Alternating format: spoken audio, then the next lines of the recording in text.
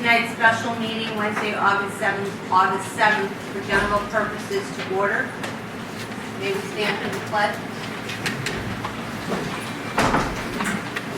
I pledge allegiance to the flag of the United States of America and to the republic for which it stands, one nation, under God, indivisible, with liberty and justice for all.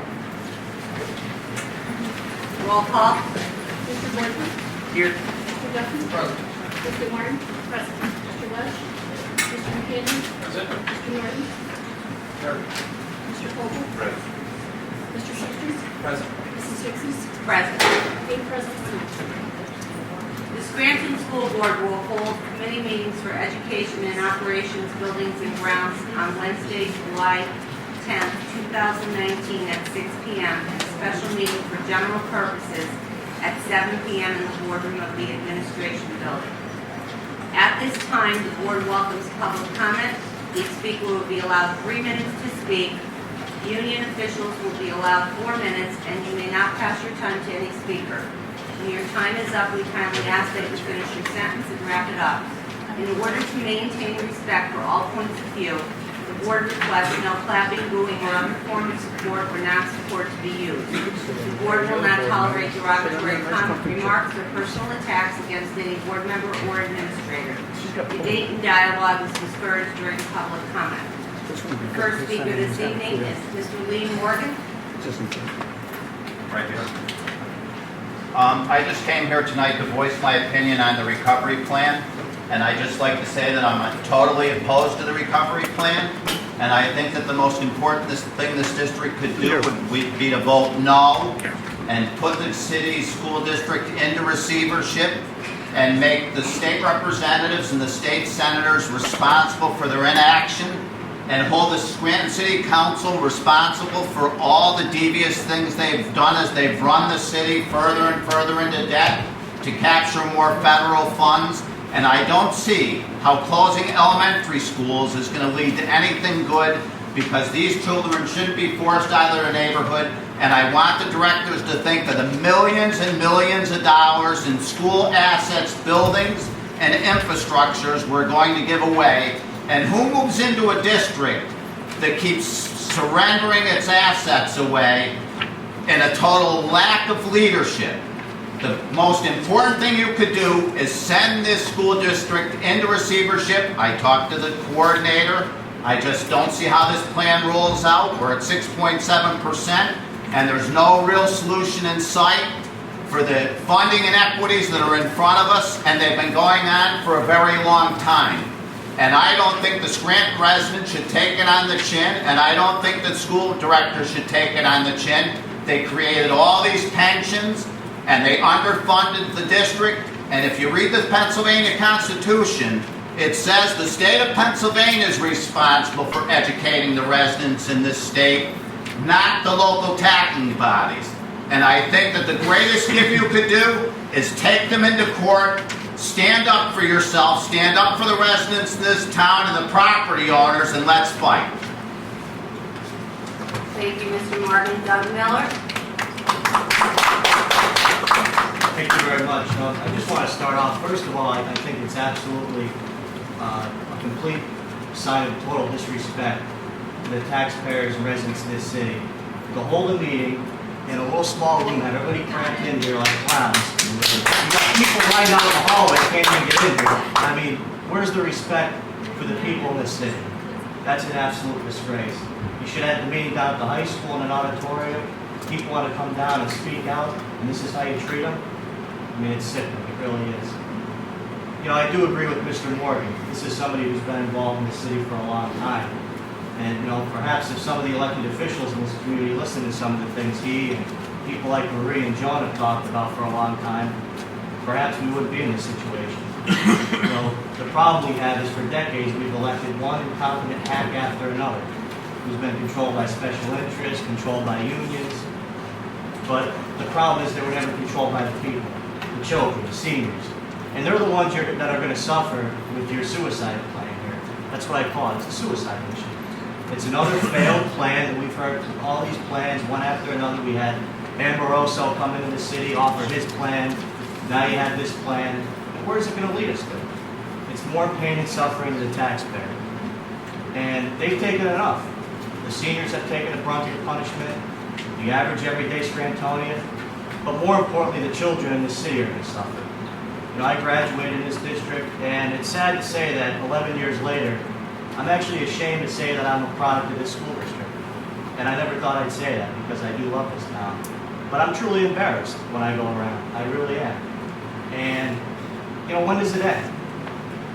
You have an opportunity to put your foot down, take a stand, and stand up for the taxpayer for a change. Forget about the unions, the teachers. It's about the children. It's about the taxpayers, because they're the ones that suffer. Closing schools is ridiculous. It doesn't solve the problem.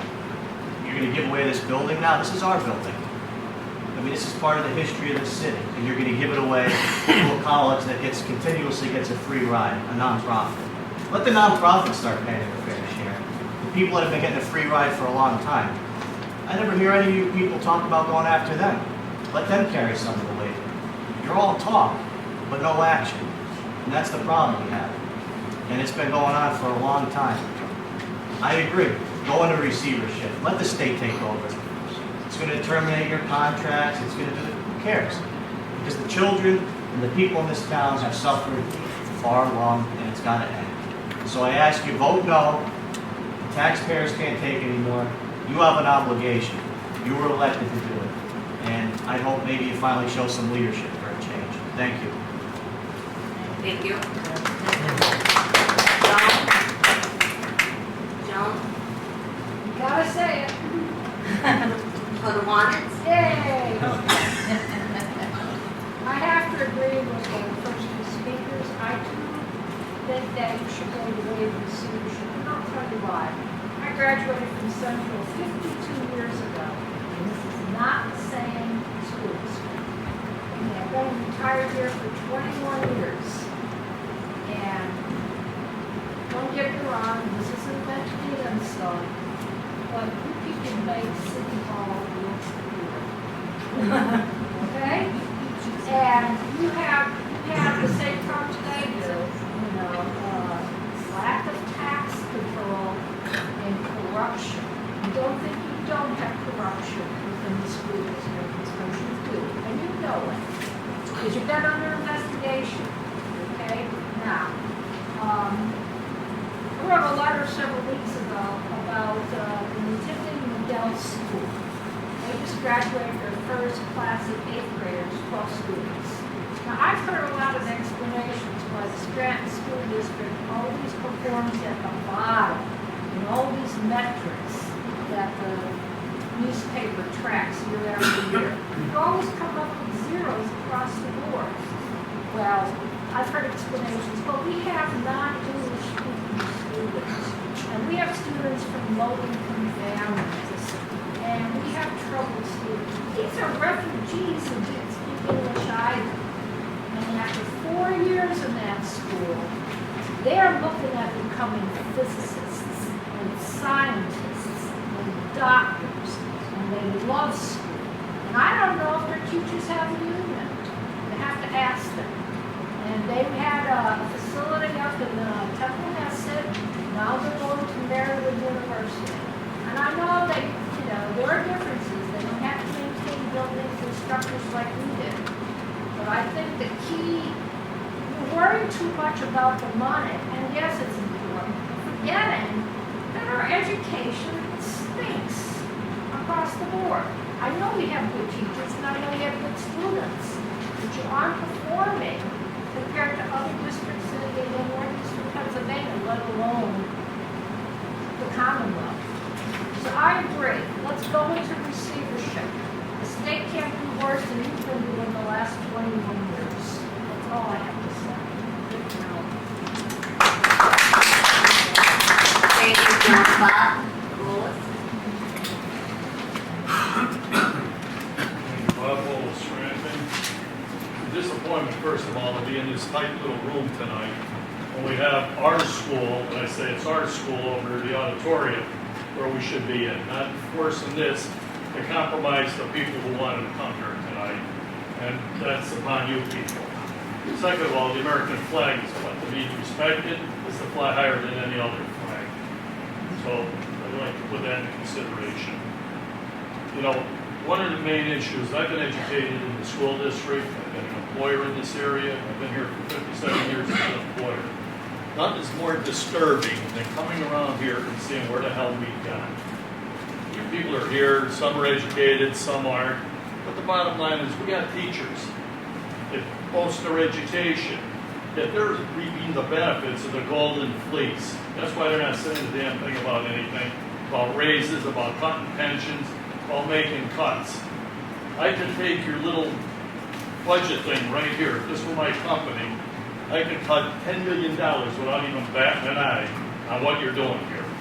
This is a fool's list. You need to go into receivership. You need to take it out of your hands, out of our teachers' hands. They need to work, and I need work, not just come in, work half days, oh, it's snowing a little bit, let's take off and see them at the mall. These are the things that have killed us. But more importantly, at the end of 2 years, where we've educated our kids, we shouldn't have to pay any more taxes. Let the people coming into this area, staying in apartments with 6, 7, 8 kids, let them pay for it. Why should the senior citizens be ripped off and lose everything they have because we're allowing this to go on? People, after 2 years, we're not going to pay taxes anymore. That's why we need a receivership. We need somebody to listen. We don't need a board that let us get where we are. And you're the ones that are responsible, and your teachers are the ones that are accountable because they never open their mouth to make a damn change to what they're getting, and they're the ones getting everything, and we're getting nothing for it. Stop putting it to the people in the city. Make the changes that are necessary. Don't give us a raise where you want more money just to patronize more teachers, to leave early, get out of school early, close the school. No, do your consolidations. When we went to grade school here, teachers taught 4 or 5 languages. They taught 4 or 5 subjects, not just I'm an English teacher and you're out the door. Either they become multifaceted or they don't work here. And they work Saturdays. They work every day they need to work. Just like everybody in this room has to work for a change.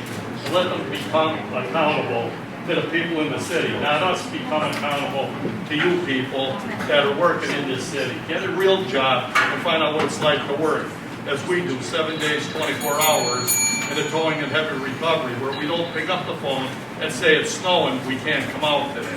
Thank you. Get a real job. Thank you.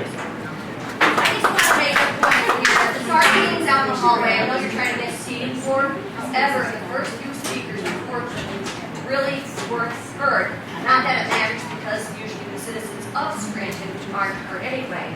So I think it would be beneficial at least if somebody could sacrifice on what microphones so people can hear outside. If that's possible. It's not. It's not? It's not. Sorry. Too bad we didn't have this meeting held somewhere else. We usually do.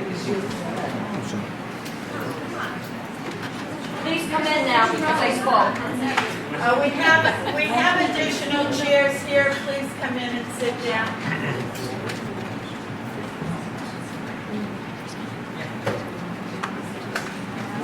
There's chairs right here. For those who are standing, please come in.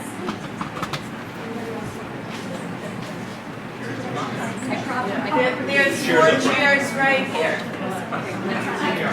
I probably embarrassed everybody, but I like I think everybody needs to hear what everybody's saying. I think it's very important. I just need to clarify something. This meeting is not to vote on the recovery plan. Proposed preliminary budget is a procedural vote this evening that we're doing. Taxes are not increased with this vote. We must do this every year according to the Taxpayer Relief Act. The voting of the recovery plan meeting will be at the end of the month in August. That's great. Okay, the next one is Marie Schumacher. Yes, I'll be brief. What you just said confuses me because you should have planned for a larger auditorium if this is a regular thing that happens. on This is a preliminary special meeting to budget. vote on our preliminary budget. Well, yes, but if that's a requirement. But anyway, the reasons I came here, the primary one was to see who was here, and maybe you could point them out, from our elected representatives at the state and congressional level. Of course, Why aren't they here? because they're incumbent. I mean, we elect them, and what do? They make us feel wonderful when they give us a letter or do something. I'd like to know what they're doing for us. What have they done to fight for us getting our share, our fair share? Okay, that's one. The other question I have is, would somebody please tell me, a couple of years back, you all borrowed a large sum of money when you thought the state was going to be late with funding.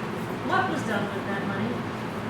And then the third question I have for you is, when are we going to see some progress in the education of our students? Thank you. Diana Harris. Diana Harris. Okay. I don't want to reiterate everything that everybody said, and I'm not too sure going into receivership is a good idea, but, you know, I don't know too much about that.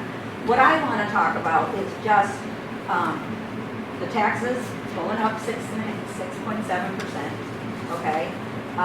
The delinquent taxes are out there. I walk around in West Side all the time. Every single block has a vacant home, one that's dilapidated that needs to be torn down, or one that has a for sale sign on. People are leaving Scranton for all kinds of reasons. I don't want it to be that bad education. I was educated here, my children, my grandchildren, okay, I don't want to reiterate that again, but it's true. I'm staying here. Now, I agree with Marie. Where are our state representatives? I think you should put your foot down, the same thing, and say, you know what, someone from the governor's office should come here and sit in one of these meetings. Listen to the people that are saying, look, I can't pay anymore, okay? I equate this to a sinkhole, okay? We all know what sinkholes are. First they're this big, and then they're getting bigger, and then they're getting bigger. And that's how I feel being a property owner in the city of Scranton. One other question that I never got an answer to. I asked if there was some type of fraud insurance that you could have turned into all these bad things that happened in the past years to collect monies that have been embezzled or lost. Do we have anything like that? No? Nobody knows. Okay, I would think most companies have fraud insurance, and if someone embezzles money, they are taken, monies come from the insurance. Okay, I guess I got my answer. Good girl, good girl. Dan Ross? Hi, good evening. My name is Dan Simmel. I'll try to speak up so that everyone can hear me. I'm a lifelong Scranton resident. I raised 3 children here. I have my business here. I wouldn't want to take your jobs at all. I give you guys all the credit in the world for trying to take this on. It is, I can't even imagine the pressure and the difficulty in trying to come up with a solution on how to right this ship. I'm here because, like everybody here, I am frustrated, I am angry, I don't know what else to do. I'm not somebody who complains about everything. If I don't have a solution for something, I don't like to bring it up. I am the most pro-teacher person you will ever meet. I think teachers, for the most part, deserve every single dollar that they make, and I think a lot of them should get paid more because they are tasked with the most important job of all, and that's teaching our kids. The problem is, and this is why we're here to express concern about this recovery plan. If the recovery plan leads to a mass exodus of people leaving the city, it's not a recovery plan. If all I had to do was pay a tax increase On the school district portion of my taxes, I could handle it. My taxes 20 years ago this month when I bought my house over on Jefferson Avenue, I bought my house for $115,000. My taxes were around $2,000. My taxes this year are $9,100. It's not just school district taxes, it's county tax increases, it's city tax increases. How do you eat an elephant? One bite at a time. And I realize this is a giant elephant. Is it a sinkhole? It's not a sinkhole. What happened is we were all together in the same restaurant and a whole group of people ate knowing that they were going to leave and not pay the bill. And everyone who stayed found out after dinner was over, guess what? You got to pay for all those people who left. And that's what's happening. If the recovery plan does not include a plan to equalize funding for every single student in our school district on the state level, you cannot vote yes to it. Because that structural deficit will haunt us. It doesn't matter how many one-time $10 million gifts we get from the state. This is a nightmare. My taxes are going to go up another $2,000 in the next 5 years if this plan gets voted through, and I can't do it. I cannot do it. I cannot pay any more than I'm paying because my property value is plummeting. So please, please go to the state and ask for the funding for each student that we deserve. Please figure out how to do it. I'll drive the bus if you guys want to go.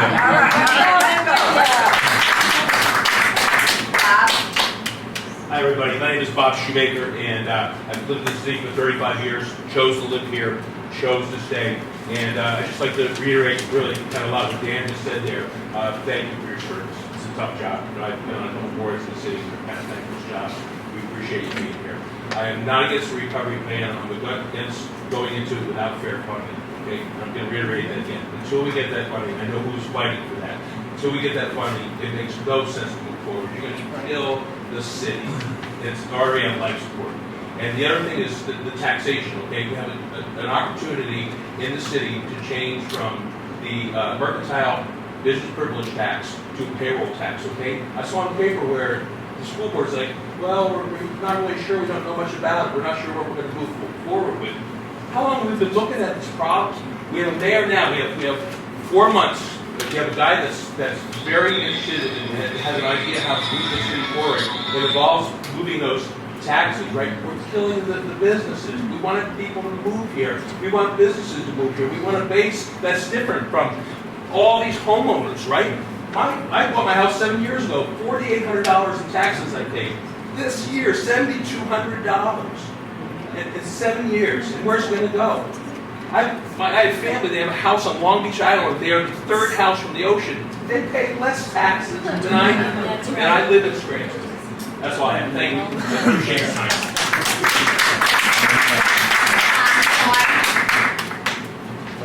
Hello there, Tom Coyne from the News Exception. Taking a look at this budget, it's completely unbalanced, and the problem with it, as always with all government, is you're presented with a blank check. I can't balance it, I won't cut it, I'll go out, I'll tax more. Recently in the news, we've had articles. We're going to take back people's houses for a $300 garbage tax. Why is $300 a small amount such a big problem? I'm not talking about officials who haven't paid it for umpteen years for multiple properties. I'm talking about for seniors in the city who are living tooth and nail, and just on a string of a budget. That $300, we're looking at taking their houses. Now we want to add an extra 6.7% on top of that already banana peel. What's going to happen to those people? Is your 6.7% going to be the tilting point that allows you to rob seniors of their house and kick them out because they cannot pay the other expenses to keep them in their houses?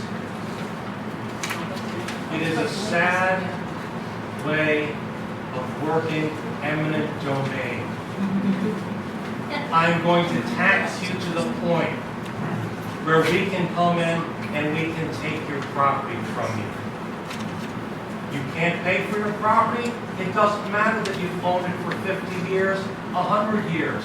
You can't pay for it now. You're not entitled to it now. Why? Because we have the blank check. We've spent more than came in, and we aren't unwilling to take those hard choices, to make those cuts where they really need to, or work on a budget that'll truly work. I've taken a look at the budget. I also work for a large company. When the collapse happened in the housing market, my company for 2 years put a pay freeze. We got no raises, we got no benefits, we got nothing. Our response to that was we could either stay in our jobs and have a job, or we could leave. Benefits in government, the golden packages, have always been the killer. And looking at the budget here over the number of years, those benefits continue to cost more and more and more. And I'm not talking about retroactively going back and stripping past people of benefits they earned, but working a stage program to reduce some of those benefits for people coming into it now. Though I understand it's unpopular with unions and teachers, it's necessary because at this point, we're over a third of the budget. Mr. Thomas. Yeah, we're over a third of the budget alone on benefits. Thank you. Is it Noah? No, Noel? Noel? It's a Christmas thing. I have a daughter, Noel. Okay. I'm Noelle Adcroft. I've lived in Scranton for I own a property for over 20 years. We've had a family business in the Scranton area for over 60 years. Just like everybody else in this room, we are very concerned of what's going on. Nobody wants your jobs. Nobody wants to sit in that position. I was asked one time, do you want to be a school board director? I said, do you want me to go to jail? I just think it's a very hard job because so many people are depending on you and your decisions you are making for our future, for our kids' future, for the elderly, everybody in this community. I have older neighbors that are terrified, I can't make this meeting, that are terrified of losing their homes. They want to be in their homes. Their homes are history to them. And at the rate it's going, they're going to find themselves out on the street because it's going to be, do I pay my taxes or do I eat? Well, maybe if their name was Ken Bond, they could just eat because we know this is a city thing, but it all ties together. It's unfortunate. I don't know, he said the end of the month is when the vote is going to come. Well, I know as city council just did, which I was very offended by as a citizen, we had them hold an election for anybody that was interested for an interim position for mayor. Okay, well guess what? I'm going to leave my position. And I'm not trying to take this out on you personally, but I just... We are interchangeable, it's true. It's just like, people hired you for a position to be there and fight for them and want you to stay possibly the quarterback on this team. But yet, wow, mayor, I don't know how enticing that seems nowadays in this. I mean, really. I mean, there are people that are putting themselves forward and going to run for this position, you being one. I mean, to me, that is very difficult. You know, it's putting a Band-Aid on a hemorrhage that is uncontrollable.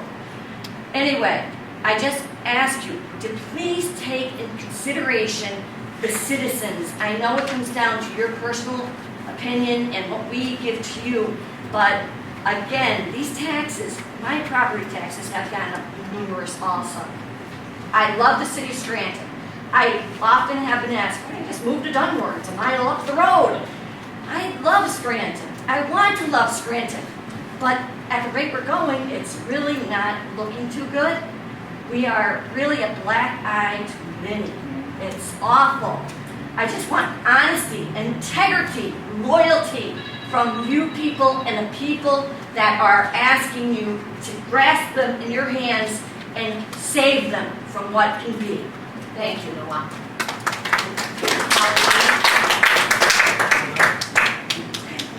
My back to anybody, sorry. Hi, I'm Holly Mead. I'm a special ed teacher at Northeast Intermediate School. I wanted to let you know that one of our best teachers left our district, Ms. Kay. She was in our district for 4 years, teaching in an emotional support classroom with our most challenging students. She was fantastic. She wrote excellent IEPs, was prepared for meetings, handled parents well, really taught her students to become better writers. But her best quality is that she loved her students, and they knew it. They could trust her. They became better behaved when she was there, and they knew no matter what happened at home, she would be there in the morning to help them. Sadly, Ms. Kay left in July to take a position at North Pocono. This is the future of our district. Our best and brightest young teachers are leaving to go love and inspire other students, not ours. Our district is in recovery now. There are 2 definitions for recovery. 1 is a return to a normal state of health, mind, or strength. 2 is the action or process of regaining possession or control of something that has been stolen or lost. So we are all in the process of trying to restore our strength and state of educational health. We are also in the process of regaining the money that was stolen from our students by past school boards and past administrators. When we recover from something, it's a long, hard road with a lot of challenging days and nights. It's a struggle just to get up every day and try again. That's the state we are in right now. We are all struggling, every one of us, from the maintenance staff that has been asked to cut back, from secretaries that have been asked to do more, from administrators that are now doing the job that 2 or 3 people used to do, from the board trying to decide how to vote, and to the teacher who's being asked to increase PSSA scores, increase academic levels, identify and create intervention for struggling learners, all while being professionally developed less. But let's focus on the students who are being asked to leave their schools because they are closing, seeing their favorite teachers like Ms. Kay leave, having less art, less gym, less music, and less library than ever before. And knowing in middle school for the 2nd year in a row, they will be sitting in 4 academic classes back to back for 56 minutes without a break at the age of 11, 12, 13, and 14 years old. In reality, who are we asking the most of? It's the kids. We need to recover in a way that benefits our students because they have the least amount of control in the situation and they're the ones that are being impacted the most. In order for this to go smoothly, I would suggest talking to parents and children about the plan, sending a letter home, posting it on the website about how this will help their child in the long run. Not only posting a 216-page document on the website. Please give these parents something they can understand and read in 1 or 2 pages. The next step I would do in talking about the recovery plan is talk to your employees. We are not just cogs in a wheel. We are the ones responsible for the educational outcomes of these children. The only information I received in 1 email was from downtown is that an attorney is available for us. The point I'm trying to make is that the point I'm trying to make is that we are all the future of the Scranton School District, and we all need to be informed and guided through this process with clarity and transparency. We need to be told how it's going to work. We need the details. We need to be asked and consulted on how to make it work and how to make it work well. I think the students, parents, and taxpayers and employees feel totally left out of this process. My question that I know you can't answer right now, which I hope that will change and someone writes it down, it's answered when I come back in August 26th. What will the board do to better inform all of us step by step of our district's future plans? And they're not allowed to answer you. That's why they didn't answer your question. Thank you, Tom. Good evening, directors. I would like to ask the board and everybody in this room to please have a moment of silence. For the last few days, I think this country has been ripped apart by what happened in El Paso, Texas, and Dayton, Ohio. I listened the other afternoon or morning, whatever it was at that point. A gentleman that was being interviewed said he did not know that blood had a smell, and they had to bring in fire hoses to clean the streets. that reminded me of something that happened in Tiananmen Square.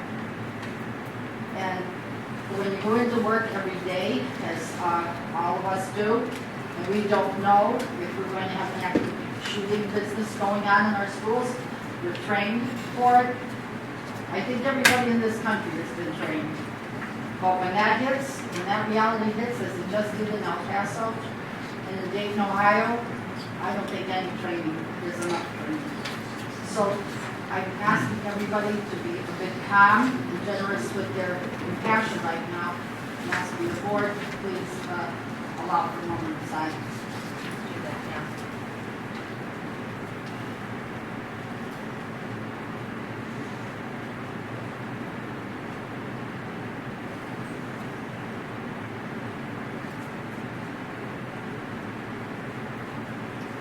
Thank you, Bart. God bless. Thanks. That concludes our public comment for this evening.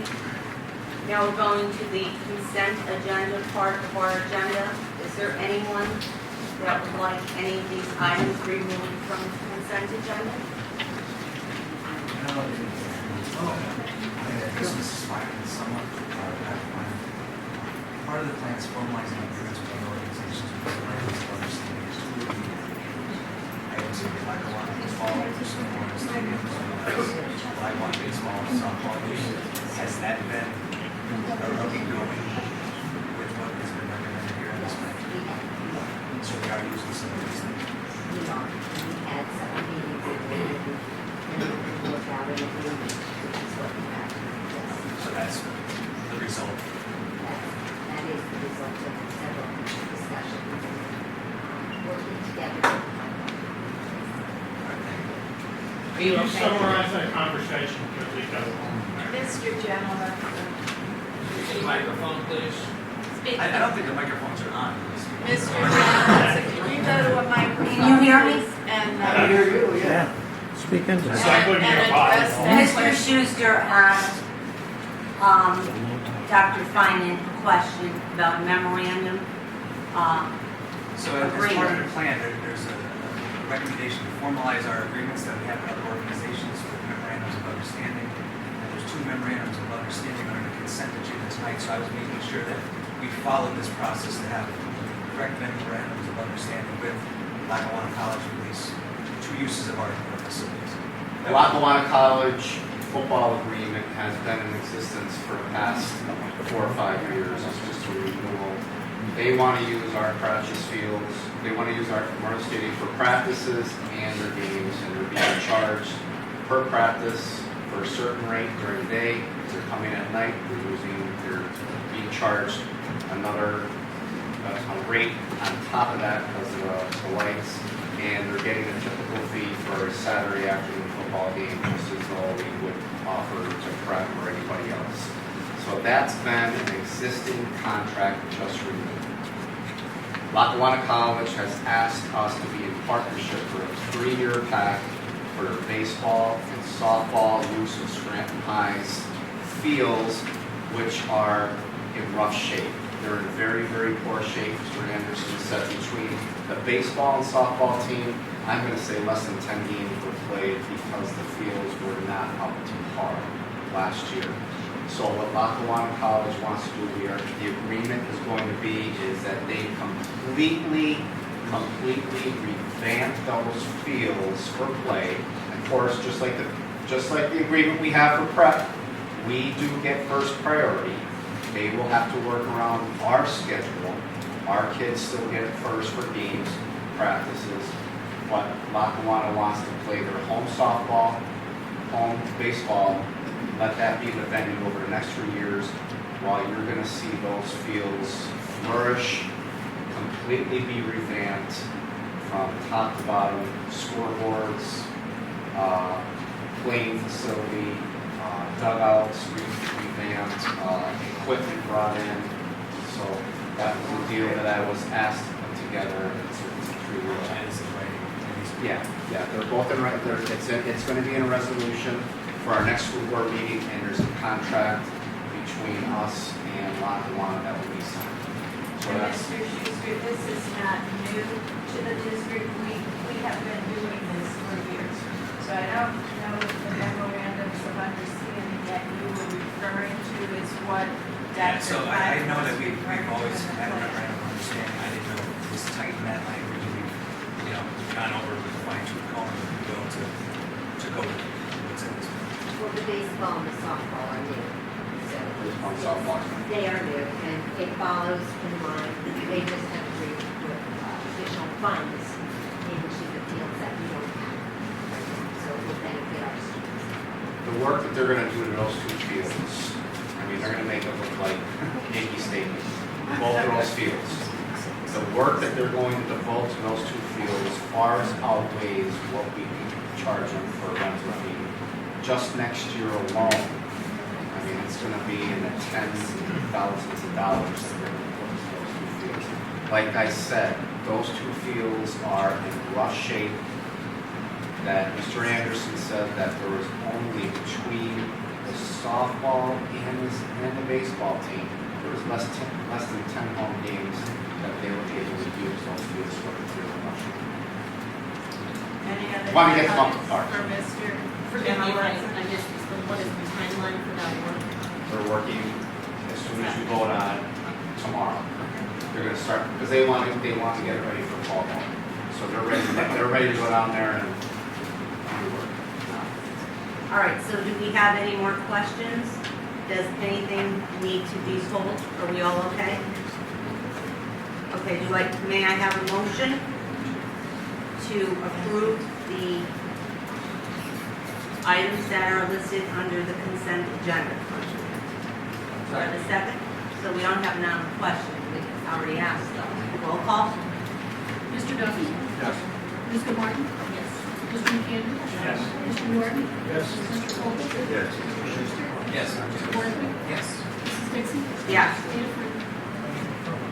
Budget and Finance Director Pople? To the members of the Board of Directors of the City of Scranton, the Superintendent and the Budget and Finance Committee present the following resolution for your consideration. Whereas the Special Sessions Act of 2006 established a timeline of events related to calendar year school district budget process, and whereas the timeline established a deadline of August 7, 2019 to adopt the 2020 preliminary budget, and whereas the Board of Directors' obligation to vote is dependent upon the Board's intention to consider a tax increase above the Act 1 index established by the Commonwealth of Pennsylvania, and include the request of exceptions to Act 1 from the Department of Education, and now therefore be it resolved that the Board of Directors of the School District of the City of Scranton hereby approves the 2020 preliminary budget with a real estate tax rate of 142.07 mil, with all other taxes remaining at the current level. The board authorizes district administration to seek approval from the Department of Education for any exceptions to Act 1 that the district may be entitled.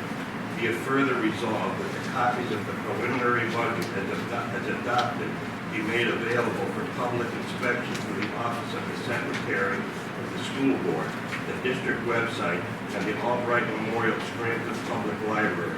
The Board of School Directors, said officer, shall advertise the action hereby taken in accordance with the law and be subject to approval of all documentation by the district solicitor.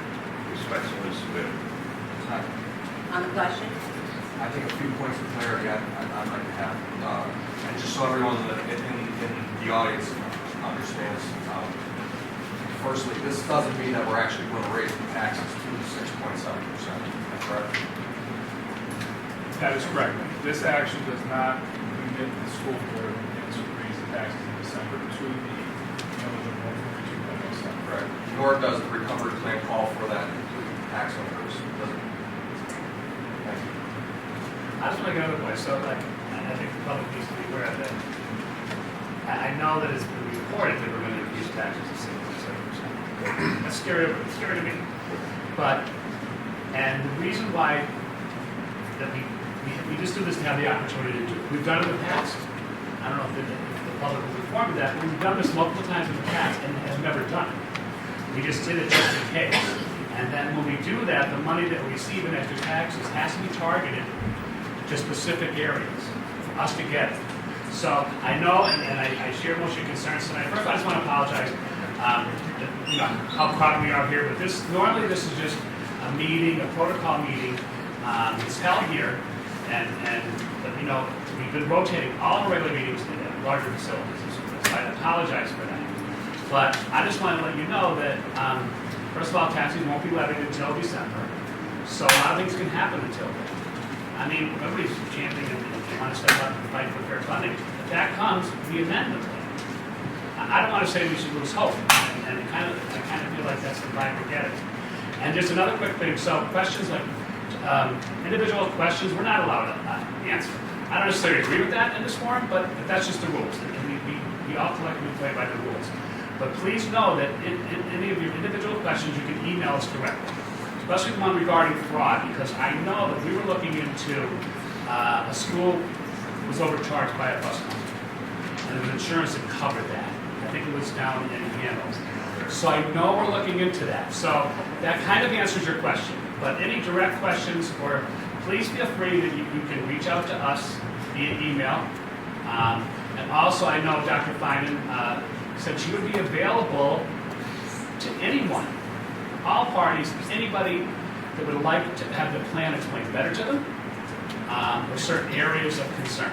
So please be aware of that, and she's reachable by email also. And I am available August 15th, and I'll set it up at the high school auditorium, and I will answer all questions starting at 10 o'clock, and I'll go till about 8 o'clock at night. So I'll be there. Thank you. On the fair funding note, actually, there's an organizational meeting. We're looking to take the fight to Harrisburg. There's a lot of people in the community who stepped up. A gentleman by the name of Mike Wiggs was here last night, came to talk to some of us about it. And the meeting is Monday, August 12th, 6:30 at the Trip Park Community Center. The idea is to start organizing people to possibly get a train of buses going straight to Harrisburg to take the message to the Capitol. And the idea behind it is that we've been taking the message out to the public as much as we can, and they're starting to listen, but they didn't listen enough. So now it's time to start taking the message directly to Harrisburg and bring busloads of Scrantonians down there to say that it's fair. So if you can make it, just once again. What's the date again? It's Monday, August 12th. It's going to be 6:30 at the Trip Park Community Center. So hopefully we see a lot of people there. And I think it is important to note that we did go to all 17 schools. We did go to neighborhood associations, and we presented the fair funding argument that we have. We came up with the PowerPoint that's been going around and spread throughout Harrisburg. I've been to Harrisburg, I think, 4 times in the past 18 months. I think just about everyone in this board has been there at least once. And I've been championing this cause for years. I've worked diligently to do that, and many of the people on the board have been there through all of that. So we are fighting every single day for that. I'm going to continue to fight. And I do have faith in some of our legislators. I know that Marty Flynn and John Blake in prior years, we've got $2 million and $6 million, and even this year we've got about $8 million. But the problem is they're all one-time fixes, as we mentioned. And every year we have to keep going through this and restarting and trying again, where we are the lowest funded school district that has over 7,000 students in the whole state of Pennsylvania. We are the lowest. Our kids mean the least financially. It's the sad state of affairs we've come to. And a lot of the onus is on the state House and Senate and in their appropriations committees throughout the years. We've been forgotten about. It's a sad state of affairs. But I think if we make our voices heard, I don't think this is over for the year. I think we will get more money. We just have to stay on them, and we have to show that we're going to unite. We're all on different pages a lot of times when we have our discussions and these meetings happen. But I think one thing we could be united in is that our kids matter as much as every other kid in the state of Pennsylvania.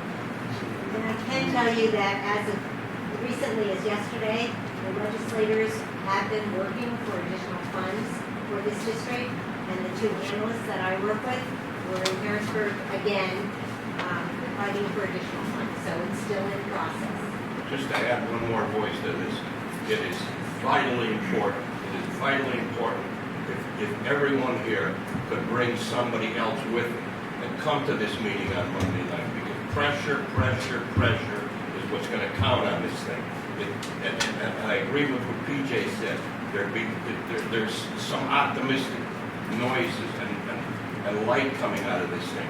But this is the reason we're here in this situation. We have been underfunded by the state of Pennsylvania to the tune of tens of millions of dollars a year. When you compare us to other urban districts, it's like we don't even belong in the same state.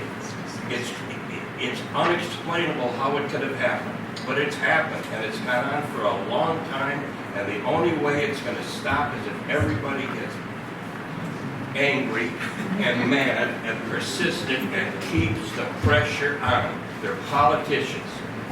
They like the city of Scranton when it comes to election time. Let's show them that it's not a guarantee anymore. Let's show them that this is what we have to have. Our kids, our children are being underfunded.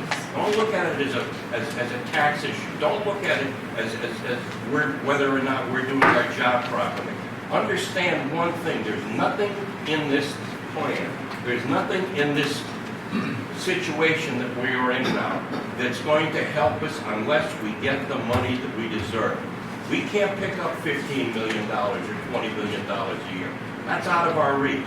This is the obligation of the state, of the legislature and the governor to step up and fund us the way they do. The most funded district in the state of Pennsylvania is York. Who lives in York? The governor. Who else lives in New York? The Auditor General. The two highest elected state officials. They're getting over $9,000 a student, and we're getting $40-some hundred a student. That can't happen. Please help us on this. Come to this thing on Monday. Thank you. Roll call? I just do want to raise one other point, even though I believe we've drifted a bit from the question here, but the information needs to get out there. Dr. Fanning, a few people raised the point about the recovery plan needs to include the funding initiatives. Can you talk a little bit about that, because I believe you are legally bound not to. Am I correct? Thank you, yes. The recovery plan has to be doable and measurable. I can't promise you something in a recovery plan that I can't deliver. And I can't deliver fair funding. That is not in my purview to do that. It is from the legislature. And that's where the action has to take place. What I can do is help guide everything in that delivery plan. So I can't put anything in that in the recovery plan that I can't. And that's why fair funding is not in there. It doesn't mean that I don't think that you should advocate for it. I do. And I think what you're doing is exactly that. And again, I know that your legislators in this area are working very hard. But you're not the only school district in the state. There are 499 others. And so it's a process. But that's why it's not in the plan. Doesn't mean I don't believe you shouldn't get more money. Of course, if we had more money, we had the funding that would be equal to where we should have it. It would make, I wouldn't be here. It would make your jobs much easier. We don't have that availability. I wasn't able to write that in the plan, but I certainly support your efforts. So the effort should support the plan. That's right. We have to support the plan and then move forward. And hopefully, again, if we can get money that will help us to get to solvency, we can amend this plan, as I said, multiple times. Right. And that's what we should all do.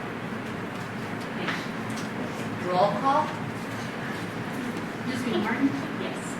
Mr. McAndrew? Yes. Mr. Martin? Yes. Mr. Vogel? Yes. Mr. Schuster? Yes. Mr. Porter? Yes. Mr. Duffy? Yes. Mrs. Dixon? Yes. Mayor Turner? Operations Director Boycott?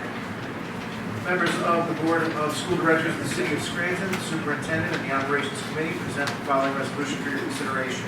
Be it resolved, the Operations Office has received a quote from Cosgrove's North End Plumbing to supply and install a water heater in the pool gym area of Scranton High School at a cost of $19,300. Be it further resolved, the Scranton School Board hereby approves Cosgrove's North End Plumbing to supply and install a water heater at Scranton High School for the above quoted price. Respectfully submitted. Second. On the question. I just do have a question. In looking through some of this information, we have notes dated saying that there was a walkthrough that 4 companies participated in the spring of 2019. It says approximately March. And the proposal that we received in our most recent package that we have been provided previous to this meeting is dated 2/13/2019. Can anyone explain why?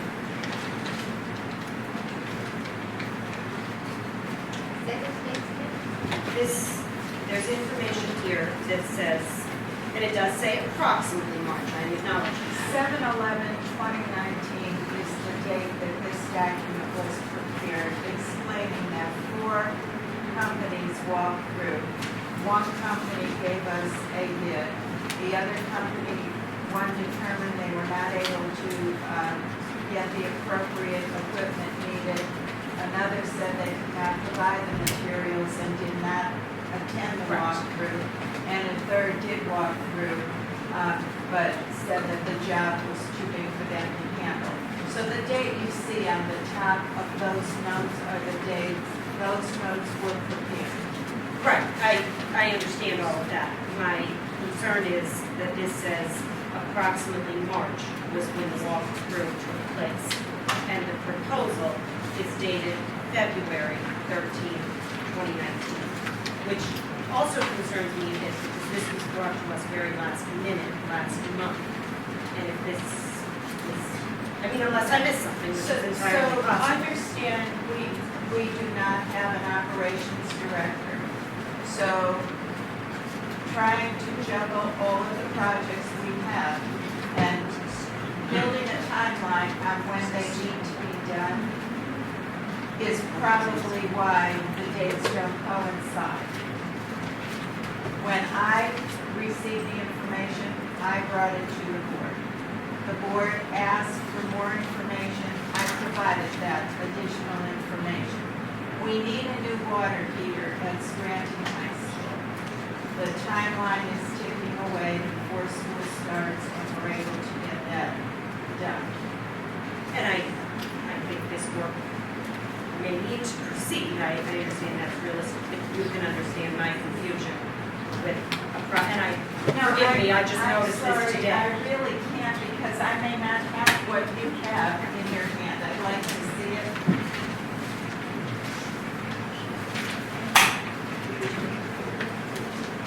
This says approximately, I'm sorry, I just noticed this today. That says approximately March. But this proposal is dated February. So if the walkthrough was in March, but we had this proposal in February.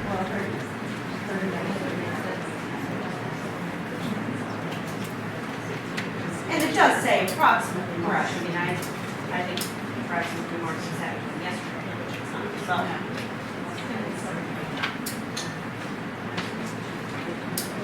There's one way to find out. What would you say? Go back and look. Well, go back and look where, Mr. These notes were put together in the operations office, the notes that you see. She says approximately March. Would this walkthrough be on schedule anywhere? You have to sign I'll in. have to Tell me you gotta sign in. There's no way to find out.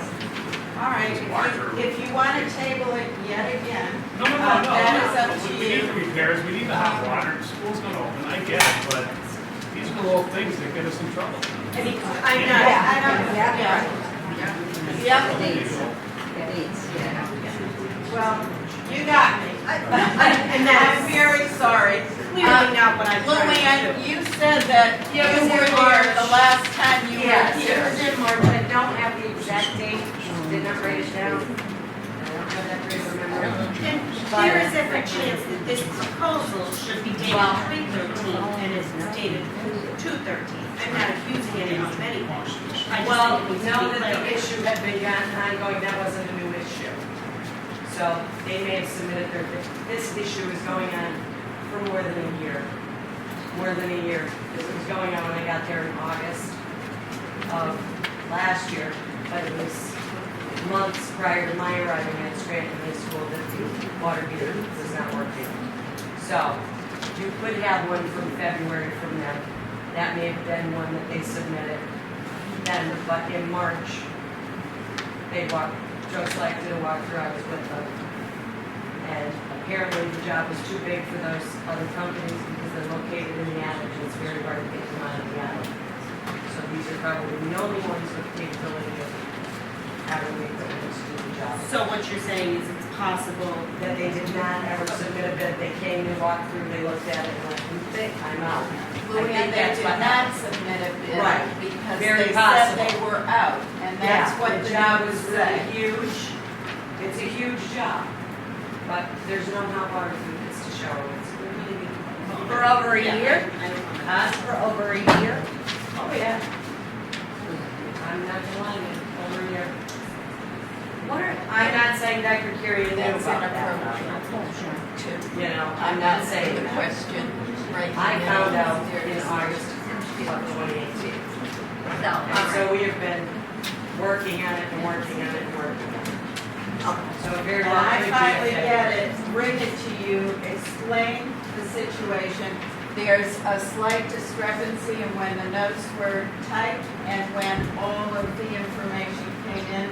I'm sorry, but we need a water heater. And I've done the best I can to try to I am explain everything. Not to you. trying to hold up this project. I certainly do not want to take a cold shower. I wouldn't wish that on anyone. They have been. We all So, have that been. sounds like a terrible, terrible thing. I don't want to hold up this project, but I think these are, like someone else said, those are those little discrepancies that can get us hung up. Roll call. Roll call. Mr. McAndrew? Yes. Mr. Jordan? Yes. Mr. Vogel? Mr. Schuster? Yes. Mr. Horton? Yes. Mr. Duffy? Yes. Mr. Martin? Yes. Mrs. Dixon? Yes. Mayor Snyder? Thank you for the water heater. The children will thank you. Yes, they will. Appreciate it. Personnel director Borthwick? To the members of the Board of School Directors of the City of Scranton, it's the recommendation of the Superintendent, the Personnel Committee, and the attached list of appointments, assignments, resignations, and leaves of absence is approved.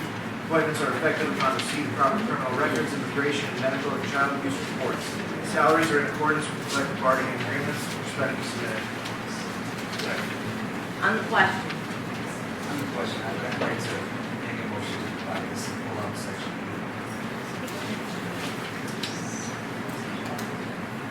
I'm just going to repeat.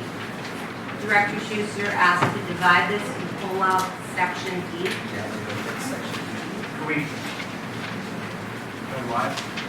The new positions, I guess. Are they new positions yet? Are we gonna discuss it, Mr. Schuster, because we're trying to Yeah, determine? that's my discussion, so my point of view of this is that they're new positions. Let's get them on board with just at this point in time. I don't know positions, or are they? So we'll be dividing the vote. Are they into separate votes? confirmed that they're new positions? Yeah, We're all- we're removing those from that resolution.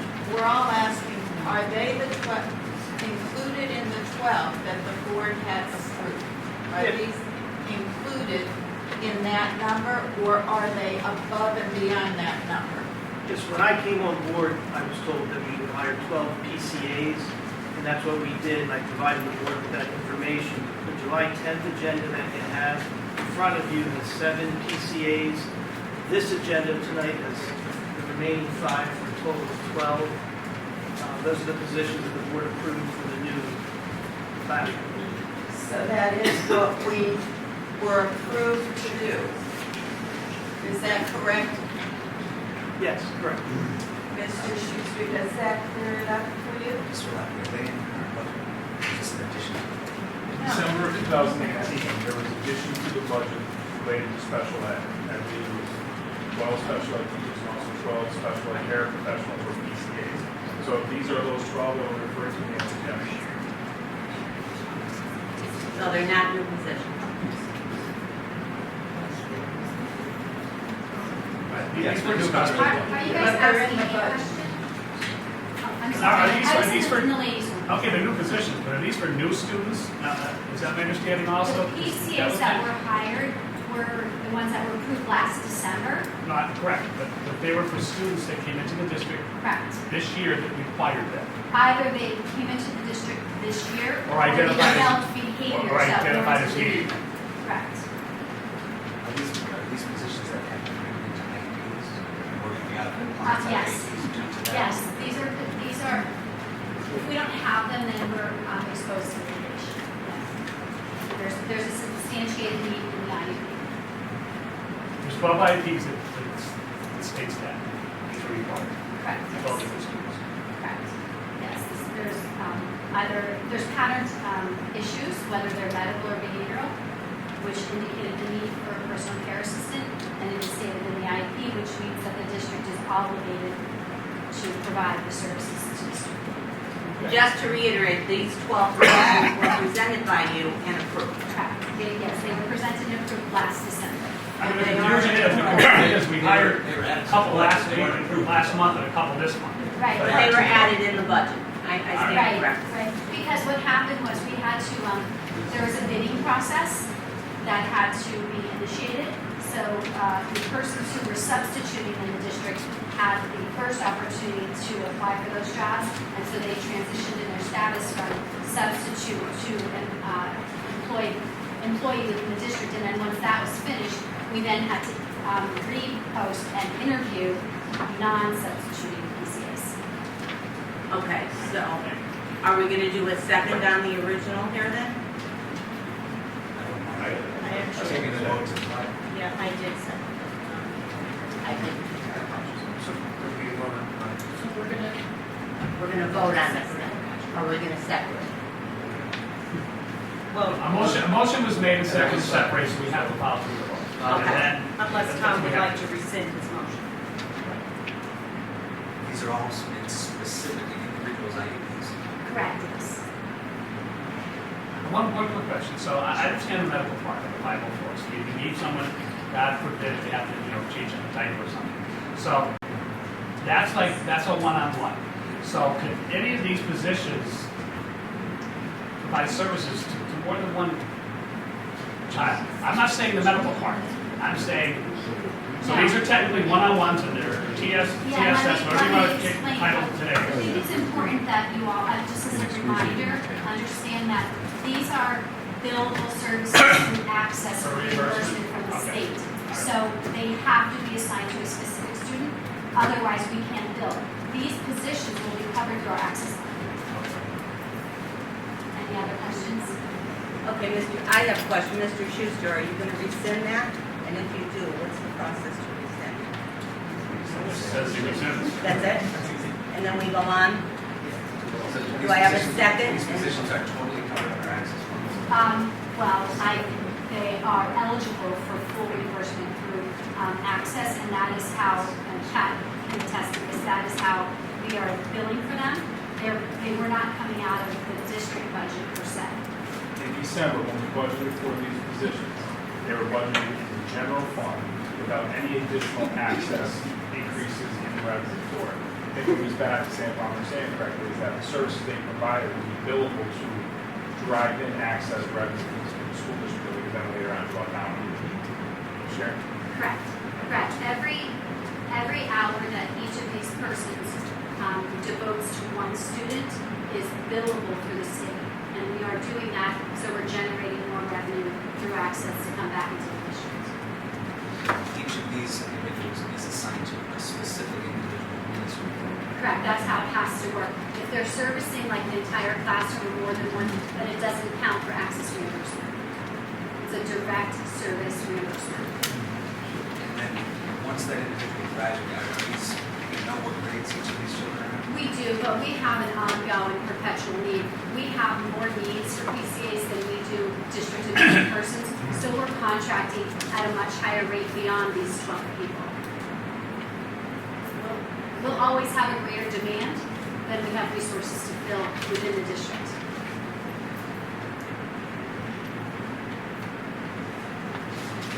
But in these specific cases, we are opening ourselves up to not providing this service. Oh, yeah, we don't have a choice. If it's in their IEP, we have to provide a service. Okay, so I want to clarify, because we have all these conversations going on. You rescinded? And if you say that, does the board want to vote on these questions, or would you like me to rescind? I got the explanation. Okay, so you're fine to rescind. So we have a second on the original amendment? Okay. So now we have the on the question completed. We're gonna roll call. Mr. Norton? Yes. Mr. Vogel? Yes. Mr. Schuster? Mr. Bolton? Yes. Mr. Duffy? Yes. Mr. Marson?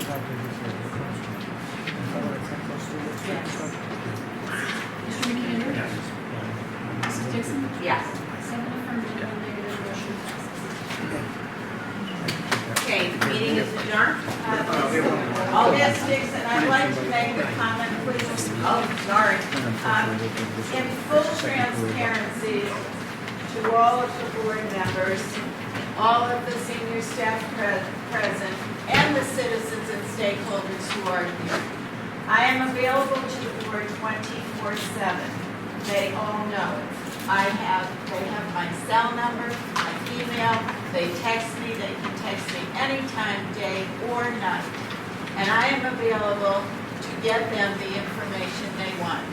In order to prevent embarrassing moments and catching people off guard, I would appreciate if the board would read what we send them and forward any questions to me. You know that I get back to you immediately, if not sooner. So I would appreciate that courtesy from the board. Under what Ms. Mead said earlier, was we have people here doing 2 and 3 jobs. Our senior staff has dwindled. We're working on a skeletal staff. I have taken on much more than any superintendent I know would agree to. So I would appreciate the courtesy. If you have questions, give me the time to get the answers for you. And that goes both ways. If I have questions, you're there for me, but you know that I'm always there for you. And this evening I felt as though this was some kind of, we're trying to embarrass you. And that's happened at more than one occasion. Thank you, Ms. Dixon. That statement. We have one more resolution. Oh, you have another resolution? Yes. Second page. It's the agreement. Oh, okay. None on my. It's like, yeah, there's just tiny note on the top. Okay. So, to the members of the Board of Directors of the City of Scranton, it is the recommendation of the Superintendent and the Personnel Committee that the following is approved. Whereas an agreement has been reached in the matter of the Scranton Federation of Teachers Grievance number G1-19, and therefore be it resolved, the grievance is hereby granted on the terms and conditions of the attached. Respectfully submitted. On the question. Roll call? Mr. Vogel? Mr. Schuster? Mr. Bolton? Yes. Mr. Duffy? Yes. Mr. Martin? Yes. Mr. McAndrew? Yes. Mr. Norton? Yes. Mrs. Dixon? Yes. 8 affirmative. Okay, I don't have any more on my mind. Only you. I do have one thing, and certainly not in an effort to surprise anyone, but Dr. Kieran, you and I did discuss that Mr. Lafferty would have an update about the insurance for the Whittier project. And we have that update for you. Yes, we do. We heard back yesterday that the insurance carrier has reached out to a homeowner to, I guess, understand the facts of the situation. They've also requested to speak to a member of our maintenance department. We provided them with the contact information. I don't believe as of yesterday they were able to get in touch with them, but I'm sure they followed up with them today. I'm sorry, weren't able to get in touch with them. A member of our maintenance staff that we assigned as point of contact. The next steps, they would like to see the original plans from the building to determine, I'm going to forget the word, but water drainage prevention, I guess. And that's what we're in the process of contacting architect and engineer to obtain. I believe, Mr. Jordan, you've made that contact. It's my list. That got shut down. I did. The original work was done by Highland Associates. I reached out to them, waiting for that information. And I know that we've received a lot of information about the work going on at Armstrong. Could we be updated about that and the sprinkler and the questions related to the bidding to Yes. conflict of interest with the taxes and that information. we All right, received. so just to reiterate, so everyone is in the loop. Paul Gordy is the principal of West Scranton Intermediate School. I reached out and asked for a principal to, during the summer months, give me some assistance with all of these projects. Mr. Doherty stepped forward. We are not paying him any additional money. He is helping us to manage some of these large projects. He has an update for you, I'm sure, on Armstrong. What was the other one? Armstrong, the sprinklers. The sprinklers at Scranton High, we do have an update on that. And then also I had raised a question about some of the companies that we have been dealing with that sprinkler repair, and I believe also with sidewalks at John Adams.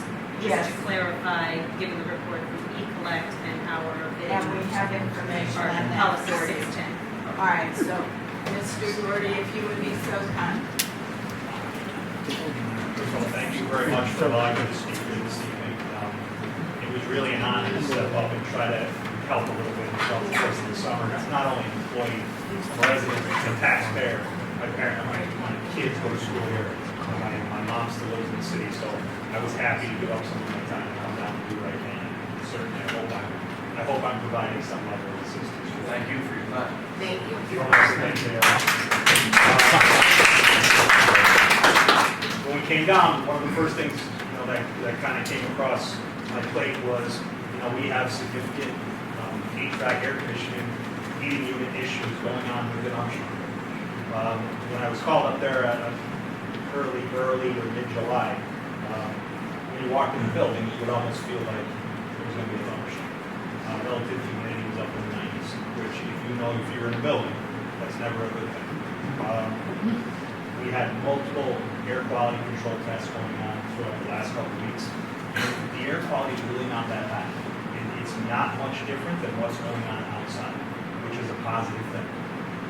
But we have to get the humidity issues under control. We're dealing with units, every room has an individual heating and air conditioning unit, there's approximately 40 of them, and they're 51 years old. As part of the ESCO project, what happened was they came in, they put new controls on those units. It really didn't address a lot of the water valve issues, and that's what we're finding, that we're having significant issues within these air conditioning units, and that's something we have to get under control. There's been multiple companies in so far looking at the scope of this work, and that's really got to be the priority. Armstrong last year, and this certainly predates me, and many of you probably have more information on this than me, but Armstrong had similar issues with humidity last summer, and I think it was much worse last summer. The extent of what went on was much worse last summer, but I'm not confident the underlying causes that were found last summer, and that's my goal, to find out that, when I take this hat off and I jump back into West Scranton Intermediate School, that I know that Armstrong is being taken care of. Right now, we have a good number of industrial dehumidifiers running in that building to keep the humidity down around 50. Now, our concern is when that gets pulled out and we're ready to open school, we have to make sure that's maintained. So again, we have companies that are in there assessing the work. It looks like we might be replacing some water valves, and I'm sure Dr. Karen will bring that too, if that's what the assessment comes to. But somehow we have to control the chilled water that's being sent to these units. And again, we're dealing with units that had a lifespan of 30 to 35 years. So that's something that's going to be one question. Carpets were. Let me just remind the board, we've also contacted our solicitor about the situation at Armstrong and put him on notice that we're not satisfied with some of the work that we're seeing. We also contacted our insurance company to let them know that we're having issues there and sending them the appropriate information. So there's been so much water that's been draining out of these units onto the carpet that it's absolutely destroyed carpets. So we are, right now, the 8 rooms that have the carpet totally removed, which really there's no choice but to do that because it is absolutely destroyed. What's being replaced is VCT's vinyl flooring that it actually looks good. One of the rooms is completely done. It's a relaxed, room to be in much better condition. Any questions, Dr. Armstrong? I'm happy to questions.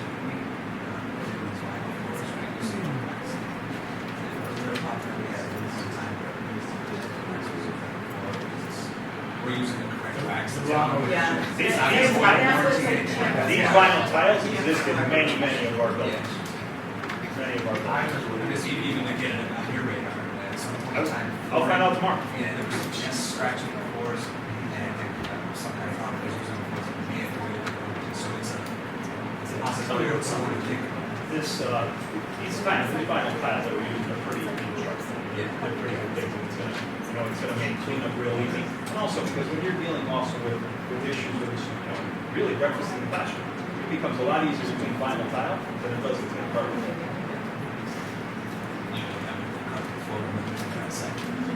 Paul, you mentioned, West Intermediate, Scott's country. That's what we should say. you mentioned that you're dealing with units that have a 35-year lifespan. I'm not Approximately. clear, are they at that point or have they failed early? No, they're 51. Oh. They're the original units. So they're hanging in there? Yes. It's hard to say. We did not get our dollars worth out of those units. I think that moving forward, I think a plan's got to be put in place of how we're going to address this in the long term. Certainly, you're not looking at replacing 40 units because that would be an astronomical number. But I think moving forward, when you start talking about budgeting for capital issues, I think we should look at a certain number a year, get prioritized and replaced. And I think that would make that building much more viable, as we move 10, 15, 20. So we have talked about Douglas units, and we have a ballpark estimate about how much it would be to replace one. And the project would be about a $500,000 project. And that's ballpark before we have anything in writing. And that's if you did the entire building. And that's just a very, very rough number. But I think if you prioritize, and we had 8 units that were significantly bringing moisture into the building, that we identified that outside air dampers were stuck open, and it really was a lot of mechanical failure and some control issues. And when they're not working properly, you're bringing humidity into the building. And when they're not drained properly, the humidity's going on, the moisture going on the floor, creating. There were 8 units that were causing significant issues. So we started to look moving forward, and we're going to get those units under control within the next couple of weeks. But moving forward, as we get into the next budget cycle, maybe that's something we have to look at for the capital fund, and those 8 units. I think that could potentially solve a lot of issues next summer. And I did talk with Dr. Feynman today about a state resource that had been here before, looking at our buildings, and asked if our HVAC system, and asked if she could possibly get them back for us to take another look, now that the work has been done, and determine the situation that we're in at the current moment. What was the second one, Ms. Lamar? The sprinklers at Scranton High. I've learned more about sprinkler systems and corrosion than I ever thought I would. The assessment that's going on, I think it's Kenny Day that's currently doing the assessment at Scranton High School. They're about 60% finished in doing their extensive assessment of that, and they found approximately 100 issues with the sprinkler system so far. There's extensive corrosion, and it's really at the joints of the system. Dr. Kieran and I met with the engineers, with Plumbo, who was initially involved with this project, and they had an engineer with them to that, which when he saw the pictures, he said something very profound that didn't hit me. The corrosion's all on the outside of the pipes. If the corrosion was occurring inside, you wouldn't necessarily see it. It kind of makes a little sense to me. And he thinks that potentially there's some environmental issues. And as it turns out, a good significant portion of the pipes that had, extensive corrosion, and they were located down in the cooling. Yes. Humidity, cool chemicals, there's a lot of things that go into play with that. So, we don't have a written report from them yet, but we're expecting. When we do get that report, it was recommended to us that we actually send a piece of this piping out to a corrosion engineer. Again, a very specific reason as to why it's breaking down. Because I think it's also a situation, if we jump right into just saying we're gonna replace it, then we don't know what caused it. We don't know what caused it. Ultimately, we have to get to the root cause. Right. And when the report does get to us, the board will receive a copy. I think last meeting was also discussed, we're gonna have the old spec sheets to determine whether the pipes that are actually Yes. on the spec sheets of that. That is taking place. We had a meeting with the engineers who worked with that school. They're contacting the company that put in the sprinkler system and trying to get the drawings and the specs for us so that we will have those and be able to determine if there was any fault with the pipes. Is that anything that we keep on record, inspections? They're held with our engineer, and the engineer at that time was Columbus. So we contacted. No, they have those records. And we met with them, they came over and we discussed everything and they're getting all of the documentation prepared for us. Because they had even shared with us that, there's different levels of piping, but it might all also be okay for code. Like, I'm saying if you had an ideal situation, they would use Schedule 40 pipes. If they use Schedule 10, which is thin wall, it's also in compliance with building. Yeah, I'm wondering, the pipe that was on the spec sheet. Maybe not in our price. Was the same. I don't know the answer to that. It was And also, they also talked to us about the code has changed from the time that school was built and that sprinkler system was put in. And so at the time it was put in, it may have been the correct, under the correct code. But today it might be a different code. But we're going to determine all that and we'll discuss further with the board. Specific pipe that we paid for was a specific pipe. yeah, I don't know. Also, the spec sheets and the schematics and everything, we should request that we replace the steps. We can have it upon a wall, but I think if we had those documents on hand, the architect would have already known about that, we had chambers and things like that. So maybe it's a good idea to get some of these spec sheets and things in our records. Most of the ones obviously on new projects are digitized. Like I was receiving specs today, it's emailed in. That we were trying to hunt down some plans on Scranton High School, and that's, you almost find them piece. Like, I don't know how well organized, they were capped 20 years ago when that building was being constructed. That's one of the things. Ms. Gilmar, what was the next one? The last one is the issue I raised when dealing with policy 610, I believe, or purchases subject to bid or quotation. Yeah, that's probably about taxes. And we did research that for you, Mr. Lefty. I just want to say one more thing. This young lady's been a rock star.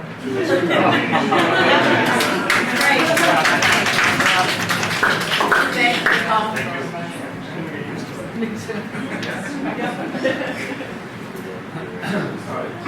Yes, I believe the two instances you're referring to, my understanding is that the contract for those services was predated, I believe, notification from E-Collect that we requested. All right, so now that being said, we contacted E-Collect to determine if their findings were in the dispute or appeal process. They had notified me that anyone on that list had, I believe, at their time or a lot of times to appeal, and they had not appealed at that time. So we've asked E-Collect to update us on what the next steps are to resolve the issue. So at this time, we don't have those next steps, but we will report to the board. Certainly, it would be great to look into the legal possibilities of reporting what is owed from the bill. We can review that with our solicitor. And our solicitor is aware of it. Yes, he's aware of it as well. Anything else? I think I'm finished now. Very good. All right, now, I have a couple copies of the agenda. Are we done? Yes. So now do I have a motion I'll make to a motion. adjourn? Second. Thank you. Mr. Genoweva?